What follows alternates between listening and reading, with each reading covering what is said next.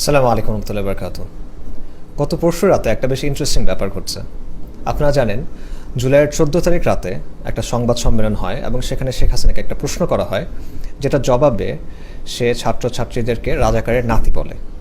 স্বাভাবিকভাবেই এরপর ছাত্ররা প্রচণ্ডভাবে রিয়্যাক্ট করে এবং হলগুলোতে, ক্যাম্পাসগুলোতে, বিশেষ করে ঢাকা ইউনিভার্সিটি ক্যাম্পাসে মিছিল হয় এবং সেই মিছিলের মূল স্লোগান ছিল, তুমি কে আমি কে, রাজাকার রাজাকার।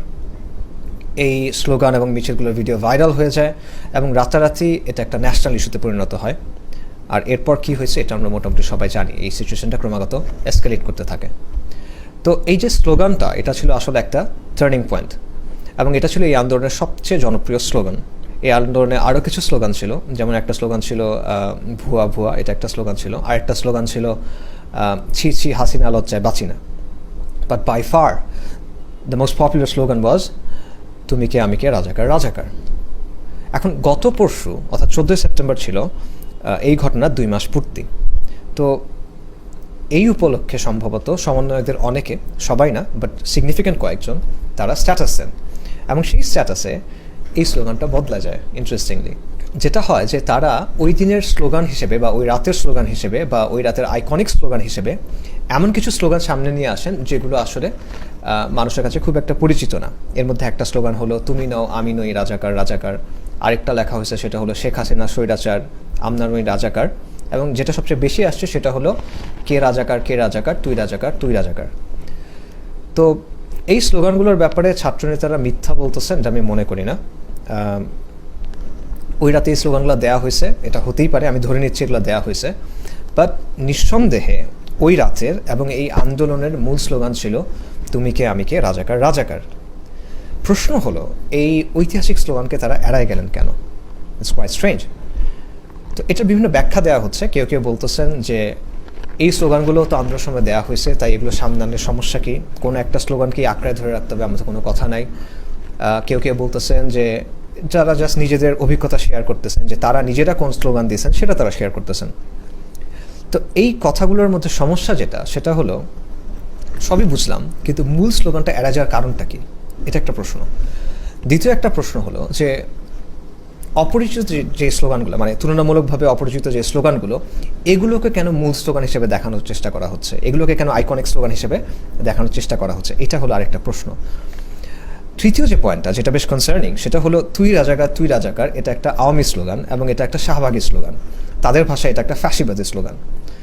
তো এটাকে যদি 14 জুলাই রাতের মূল স্লোগান বলা হয়, তখন এটা বেশ অ্যালার্মিং একটা ব্যাপার।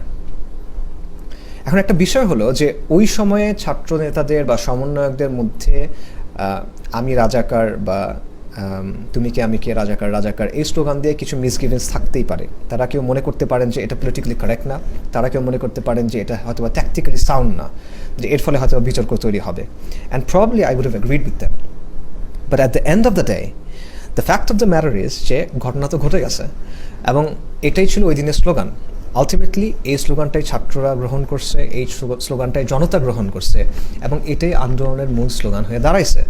এটা বাস্তবতা। এই স্লোগান এখন ইতিহাসে ঢুকে গেছে, it's a part of history নাও।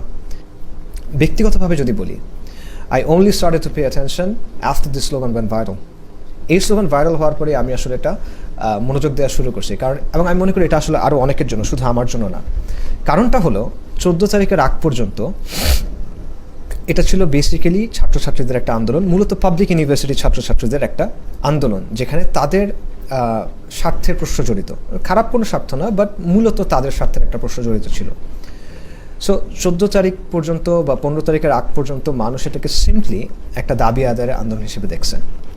কিন্তু যখন এই স্লোগানটা আসলো শেখ হাসিনার বাংলাদেশে, ইট ওয়াজ এ ট্রুলি র্যাডিক্যাল স্লোগান। কারণ এই স্লোগানের মাধ্যমে একদিকে 71-এর যে আওয়ামী ন্যারেটিভ, সেটাকে চ্যালেঞ্জ করা হয়েছে, এটার মাধ্যমে আওয়ামী হেজেমনিকে চ্যালেঞ্জ করা হয়েছে এবং এটা ছিল সরাসরি শেখ হাসিনার বক্তব্যের রিয়াকশন। অর্থাৎ এটার মাধ্যমে ছাত্ররা এবং শেখ হাসিনা ইমপ্লিসিটলি, সিম্বলিক্যালি সামনাসামনি চলে আসছিল। এবং এর আগে আমরা দেখছি যে 2018 সালেও কিন্তু কোটা আন্দোলন হয়েছে এবং সেই সময় শেখ মুজিবের ছবি বুকে ঝোলায় কিন্তু আন্দোলন করা হয়েছে। তো কোন জায়গায় 18 এবং 24 ডিফারেন্ট ছিল? বড় একটা ডিফারেন্স ছিল এটা যে এখানে হাসিনা বন্দনা হয় নাই, এখানে মুজিব বন্দনা হয় নাই, এবং শুরু থেকে এখানে আসলে ব্যক্তি হাসিনা, স্বৈরাচারী হাসিনা এই বিষয়গুলো প্রতিবাদের কেন্দ্র হয়ে উঠছিল। কাজেই ৭১-এর চেতনা না থাকা, ৭১-এর চেতনার প্রতি, মানে ৭১-এর আওয়ামী চেতনার প্রতি, মুজিববাদী চেতনার প্রতি, হাসিনার ব্যাপারে শাহবাগী ন্যারেটিভের বিরুদ্ধে একটা চ্যালেঞ্জ, একটা ডিফায়েন্স এই স্লোগানে ফুটে উঠছিল। সেই সাথে ছাত্রদের এই যে স্বতঃস্ফূর্ত প্রতিবাদ, তাদের এই যে মিছিল, তাদের এই রিয়াকশনারি বা রেবেলিয়াস যে স্পিরিট, এটা ইনফেকশাস ছিল, এটা পুরো সমাজকে নাড়া দিছিল। আর তারপর যা হয়েছে সেটা ইতিহাস। এরপর আন্দোলন ক্রমাগত এসকালেট করছে এবং আলহামদুলিল্লাহ ৫ই আগস্ট শেখ হাসিনার পতন হয়েছে। কাজে লাইক ইট অর নট, জুলাইয়ের আন্দোলনে এই স্লোগান একটা ক্রুশাল রোল প্লে করছে এবং এটা ইতিহাসের অবিচ্ছেদ্য অংশ হয়ে গেছে। কাজেই মাত্র ২ মাসের মাথায় যখন এই স্লোগানটাকে ভুলে যাওয়া হয় বা এটাকে অলমোস্ট শাহবাগী একটা স্লোগান দিয়ে রিপ্লেস করার চেষ্টা করা হয়, তখন ব্যাপারটা সিগনিফিক্যান্ট হয়ে দাঁড়ায়।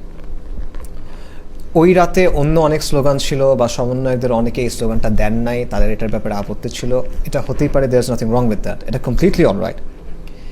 কিন্তু যখন ১৪ তারিখ রাতের কথা আসবে, আপনি যখন ইতিহাসের কথা বলবেন, ওই রাতের কথা বলবেন, ওই রাতের স্লোগানের কথা বলবেন, তখন অবশ্যই এই স্লোগানটা আসতে হবে। এটাকে যদি আপনি এড়ায় যাওয়ার চেষ্টা করেন, যেটা হয়েছে, অথবা এখানে যদি আপনি এটার বদলে অন্য কিছুকে ওই রাতের আইকনিক স্লোগান হিসেবে এস্টাবলিশ করার চেষ্টা করেন, যেটা হয়েছে, তখন সমস্যা তৈরি হয়। এটা লাইং বাই ওমিশন হিসেবে দেখা যেতে পারে। আর যদি একেবারে হালকা করে বলি তাহলে বলতে হবে এটা রিভিশনিজম। তো এই ব্যাপারটা আসলে কেন ঘটলো? এটা কি কোইন্সিডেন্স নাকি এটা কোঅর্ডিনেটেড?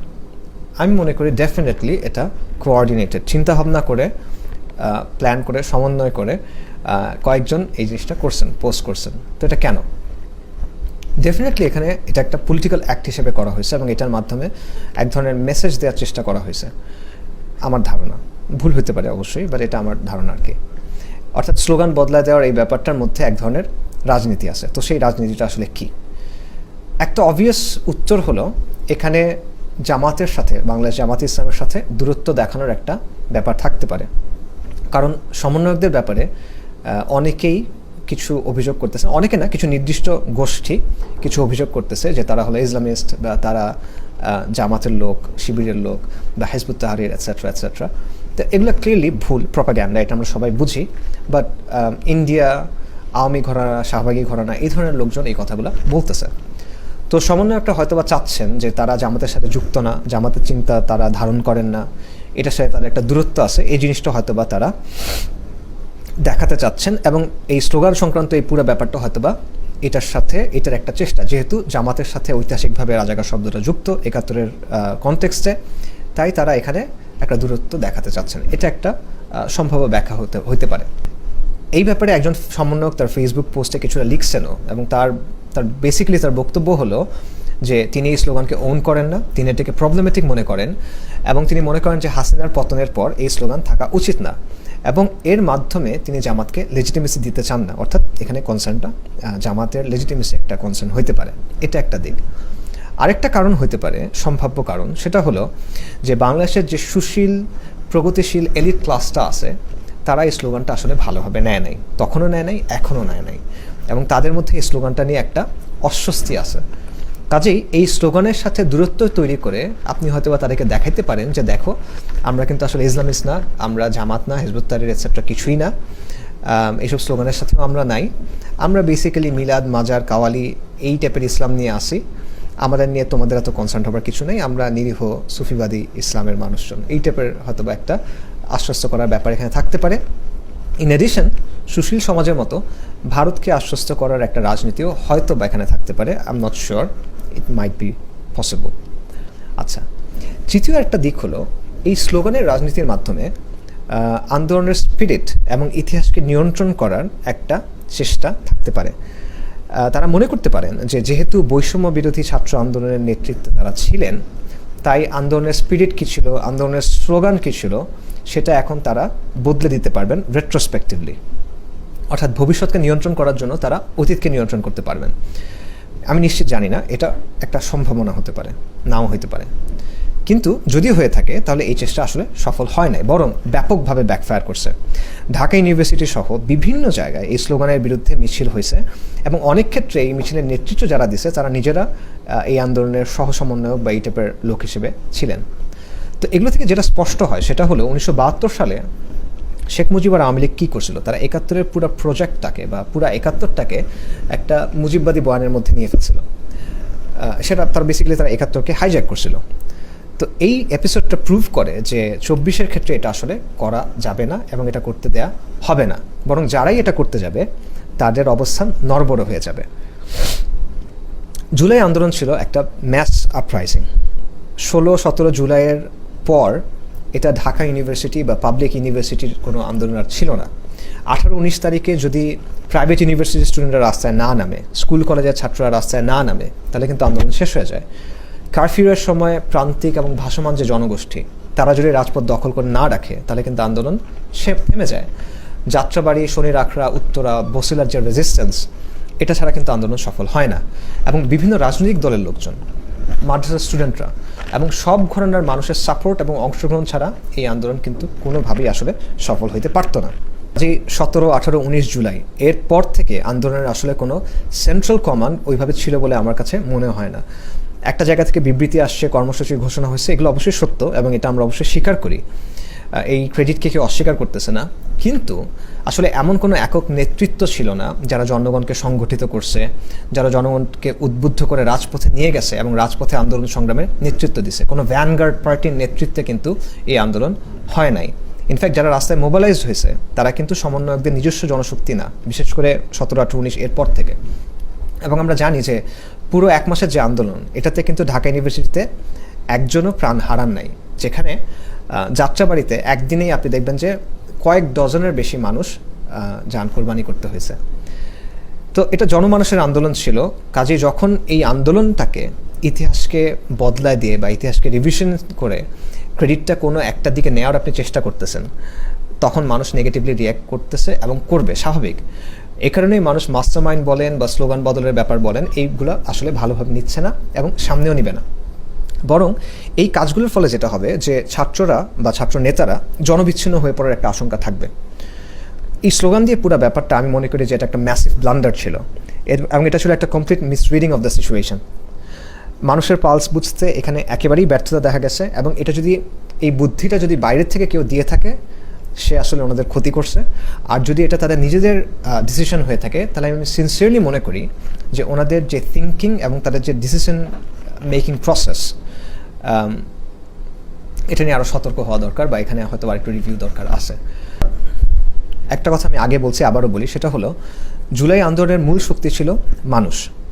আর মানুষ ছাত্রনেতাদের সমর্থন দিছে কারণ মানুষ মনে করছে তারা দাগহীন, তাদের মধ্যে রাজনীতিবিদদের উপরে যে দাগগুলো আছে সেটা তাদের মধ্যে নাই, তাদের ব্যক্তি স্বার্থের কোনো ব্যাপার এখানে ওইভাবে ছিল না। কিন্তু বর্তমানে এই যে বিষয়গুলো আসতেছে, এগুলো কিন্তু তাদের ব্যাপারে যে পাবলিক পারসেপশন, সেটাকে নেগেটিভভাবে ইম্প্যাক্ট করতেছে এবং এই বিষয়গুলো তাদেরকে জনবিচ্ছিন্ন করতে পারে। তারপরে আমি মনে করি যে যতগুলো বিতর্ক হয়েছে, এই সব কিছুর পরও জনগণ, সামগ্রিকভাবে জনগণ ইনক্লুডিং মি, ছাত্রনেতাদের সাফল্য চায়, তাদের অবদান স্বীকার করে। কিন্তু মনে হচ্ছে ছাত্রনেতারা সম্ভবত ডিপ স্টেট, সাংস্কৃতিক জমিদার, সুশীল সমাজ, এদেরকে অ্যাপিস করার চেষ্টা করতেছেন। কিন্তু এই জনবিচ্ছিন্ন সুশীল সমাজকে অ্যাপিস করার চেষ্টা করে আলটিমেটলি আসলে খুব একটা লাভ হবে না। এই এলিটরা, এই ডিপ স্টেট আলটিমেটলি তাদেরকে ব্যবহার করবে, কিন্তু মানুষ তাদের সাথে থাকবে। তাই তাদের উচিত গণমানুষের ভাষা বোঝা এবং মানুষের যে আকাঙ্ক্ষাগুলো আছে, মানুষের যে স্বার্থগুলো আছে, সেগুলোর প্রতিনিধিত্ব করা। জাস্ট রেটোরিক্যালি না, আসলেই মানুষের পালসটা বোঝা এবং মানুষের চাওয়াগুলো বোঝার চেষ্টা করা। কারণ এই মানুষরাই আন্দোলনকে সফল করছে এবং এই মানুষ থেকে বিচ্ছিন্ন হলে আলটিমেটলি তারা ক্ষতিগ্রস্ত হবেন। আর আমাদের মতো সাধারণ মানুষের জন্য আমি যেটা বলবো সেটা হলো যে আমরা আসলে দেশ হিসেবে, সমাজ হিসেবে এখনও বেশ নাজুক একটা পরিস্থিতির মধ্যে দিয়ে আছি এবং বর্তমান সিচুয়েশনে অ্যাট দ্য মোমেন্ট রাজনীতি বা রাষ্ট্র যেভাবে চলতেছে, এখানে ছাত্ররা এখনও আমাদের জন্য least bad option, I would say least bad party.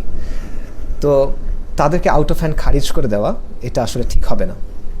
তবে একই সাথে আমাদের ভিজিল্যান্ট থাকতে হবে, আমাদের সোচ্চার থাকতে হবে, বিশেষ করে এই ধরনের রিভিশনিজম বা এই ধরনের চেষ্টাগুলোর বিরুদ্ধে। ইতিহাসকে বদলানোর ব্যাপারে বা আন্দোলনের ন্যারেটিভ বদলানোর যদি কোনো চেষ্টা হয়, এই ব্যাপারে আমাদের সতর্ক থাকতে হবে এবং সোচ্চার থাকতে হবে। একই সাথে আমাদেরকে আসলে গণমানুষের শক্তির যে ব্যাপারটা, এটা মাথায় রাখতে হবে। গণমানুষের শক্তি, রাজপথের শক্তি, এগুলো আসলে এমন একটা বাস্তবতা যেটা আসলে কেউ উপেক্ষা করতে পারে না। কিন্তু আমরা নিজেরা এই শক্তিকে ভুলে যাই এবং আমরা নিজেদের শক্তি সম্পর্কে আসলে বেখবর হয়ে যাই, এবং এই শক্তিকে আমরা ভুলে যাই বলেই খুনি হাসিনা 16 বছর ধরে আমাদেরকে এভাবে নির্যাতন করতে পারছিল।